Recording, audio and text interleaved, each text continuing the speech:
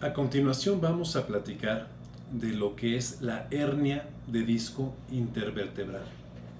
En algún momento hablamos de lo que es la lumbociática o la lumbalgia, ambos dolores de origen en la columna lumbar. Ahora, como causa de estos dolores originarios de la columna lumbar, existen muchísimos factores que debemos de tener en cuenta. Pero cuando estos dolores se hacen remitentes, recidivantes a lo largo de los meses, de los años o incluso en periodos más avanzados, en periodos de días o semanas, debemos de sospechar una causa anatómica más allá de las inflamatorias que hemos platicado en otros videos. Y una de las causas más frecuentes es la hernia de disco intervertebral. Antes de hablar qué es la hernia de disco intervertebral, me gustaría que repasáramos dónde se encuentra este disco y por qué llega a dar estos síntomas, estos problemas. Como en otras ocasiones, me voy a auxiliar de un muñequito de plástico donde podemos observar un segmento de columna. En este caso son las vértebras L4 y L5, las dos últimas de la columna lumbar, y esto para ejemplificar que entre las uniones de una vértebra con otra vamos a encontrar siempre este escaloncito o este disco intervertebral que tiene ciertas funciones de movimiento, de amortiguación de impactos y de carga. Es una estructura hidráulica, que quiere decir que tiene líquido en el centro que se encarga de facilitar movimientos de giro, movimientos de flexión, de extensión entre estas dos vértebras. Aunque siendo estrictos, dentro del disco intervertebral existe una parte que se conoce como núcleo pulposo, que es ese líquido que viene siendo prácticamente un gel. De acuerdo, estamos hablando que este es el disco y su hernia viene siendo prácticamente la formación de un chipote o de una protrusión que se logra ver aquí en este punto rojo en el modelo, la cual, cuando tenemos la mala suerte que salga cerca de las emergencias o de las salidas de los nervios que salen entre las uniones de cada una de las vértebras, puede comprimir y empezar a afectar y a asfixiar a ese nervio por esa compresión. Ahí es cuando tenemos una hernia discal o una hernia de disco que nos va a dar problemas, que nos va a dar un dolor muy característico. ¿Cuál es el dolor que nos da esta hernia?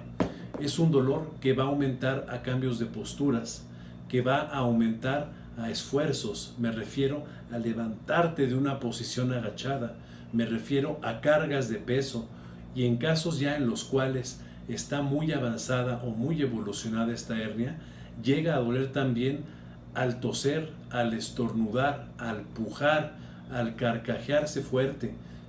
Aumenta ese dolor. ¿Qué es lo importante saber de esta hernia? En estos casos, lo que yo pensaría o lo que a mí me gustaría saber como paciente de qué es lo más importante de ella es el tipo de tratamiento que debe de llevar. Y aquí hay un parteaguas bien importante, que es, como lo mencionábamos hace un momento, el hecho de si existe o no compresión a expensas de este chipotito que le sale al disco intervertebral, si está en contacto con la raíz nerviosa o si no lo está.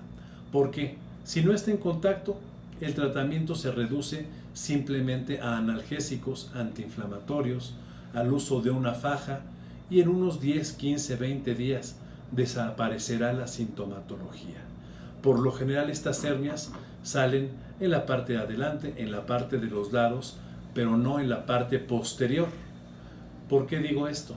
Porque cuando las hernias del disco intervertebral salen hacia la parte posterior de la columna, donde emergen estas raíces nerviosas que hemos platicado, es donde entramos en el campo del tratamiento quirúrgico, es decir, de cirugía. Si una raíz nerviosa está comprimida, se empieza, por así decirlo, a marchitar. Empieza a dejar de llegarle oxígeno, nutrientes a través de la sangre, porque se comprimen también los vasos sanguíneos que le llevan estas sustancias, y empieza el dolor a ser cada vez más frecuente hasta volverse constante y también cada vez más intenso. ¿Cómo podemos saber si esta hernia de disco está presente o no y si requiere cirugía o no? Esto es bien interesante y bien importante. Yo siempre les platico en consulta que siendo bioéticamente correctos en la medicina moderna, ya no es como antes, que el doctor decía, te tengo que pintar una mano de azul y te la tenías que pintar porque el doctor decía, ¿no?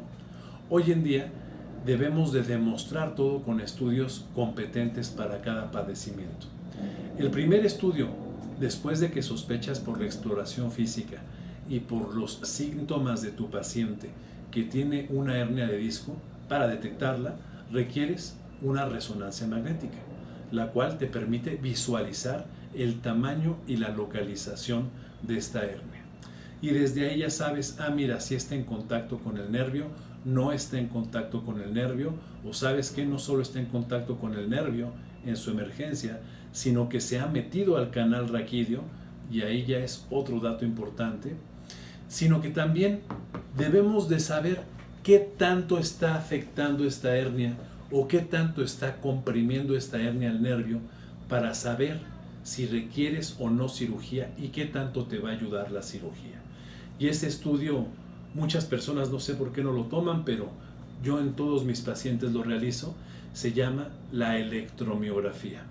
Este estudio funciona exactamente igual que un electrocardiograma, para saber cómo está el corazón sin la necesidad de abrir el tórax y verlo directamente, mediante su actividad eléctrica con un electrocardiograma, sabe si ese corazón está bien o si ese corazón está mal. Similarmente, con la electromiografía tú puedes saber cómo se encuentra ese nervio. Y ojo, ahí puedes saber si está comprimido o si no está comprimido. Y si en caso de estar comprimido, también te dice qué tan comprimido está y qué tan necesaria o no y qué tan urgente o no urgente puede ser el tratamiento quirúrgico. Este punto es importantísimo. Las hernias, pues bueno, como ya lo platicamos, cuando no afectan al nervio, podemos darles tratamiento conservador. Cuando están comprometiendo al nervio y lo están marchitando, por así decirlo, están dando radiculopatía, sí lo van a afectar, lo pueden deteriorar a lo largo del tiempo. Y en estos casos, cuando la electromiografía también sale positiva la compresión en ella, es cuando los doctores recomendamos el tratamiento quirúrgico. Y aunque se alargue un poquito el video, es importante comentar también una pregunta que me hacen muchos pacientes o muchos de ustedes cuando me vienen a ver ya con sus estudios. Oye doctor, ¿qué pasa si me opero? ¿Qué pasa si no me opero? Yo siempre les digo que si está positiva la resonancia magnética y que si hay una compresión positiva también en la electromiografía, y ya les propuse yo o su médico, en el caso que sea tratamiento quirúrgico, si a corto plazo no se operan, realmente no pasa nada. Va a ir aumentando el dolor, va a ir aumentando la incapacidad, la molestia, pero a mediano y largo plazo, que es donde viene el problema real, ese nervio se empieza a marchitar. Ya he mencionado mucho esa palabra. ¿A qué me refiero con marchitar un nervio? ¿Verdad? Yo hago mucho el símil entre un nervio y un cable eléctrico. ¿Por qué? Porque ambos son un cordón, son un cable, pero que en su interior contiene muchos otros cables de mucho menor diámetro, mucho más pequeño. En el caso del nervio, al estar comprimido por largos periodos del tiempo, empezamos a perder muchos de los pequeños filamentos internos. Se empiezan a morir por isquemia, por compresión. Yo, para evitar la mayor parte de términos raros que podamos mencionar, digo que se marchitan, se mueren esos cablecitos. Afortunadamente, los nervios tienen millones de esos cablecitos, pero cuando dejamos pasar mucho tiempo con una compresión activa, se llegan a morir tantos de estos cablecitos que llegan a dejar a veces, aunque te opere después Juan Pablo II, alguna secuela. ¿De qué tipo? Alguna secuela de sensibilidad aumentada o disminuida, alguna secuela de pérdida de función motora, de movimiento, en el pie, en la rodilla, en la pierna, etc. Y en casos de otras raíces más inferiores, como podrían ser las sacras, pues bueno, puede haber casos de incontinencia urinaria residual, de estreñimiento, en fin, dependiendo de los órganos y de las partes anatómicas que inerve cada una de esas raicitas. Espero haber aclarado a rasgos generales qué es la hernia de disco.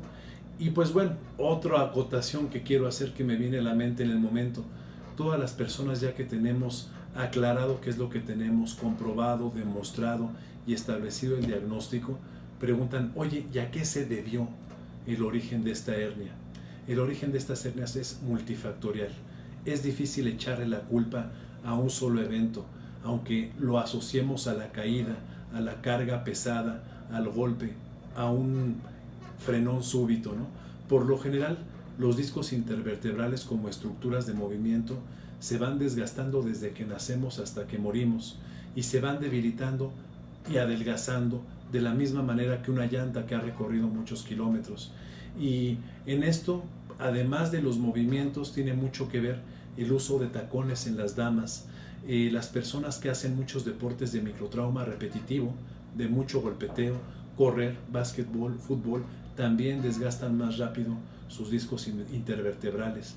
Igual, las gentes que han cargado mucho peso también contribuyen. Y pues bueno, así podríamos seguir platicando un montón de aspectos porque este tema es muy extenso, pero lo importante es lo que les acabo de mencionar, que es importante que tengamos demostrado la existencia de este disco o de esta hernia de disco con una resonancia magnética, y que si es que tiene una repercusión sobre alguna estructura radicular neurológica, se documente y se cuantifique esta con la electromiografía, para nosotros de esa manera poder tomar como pacientes nuestra mejor decisión. Como siempre, un gusto platicar con ustedes y seguimos a la orden.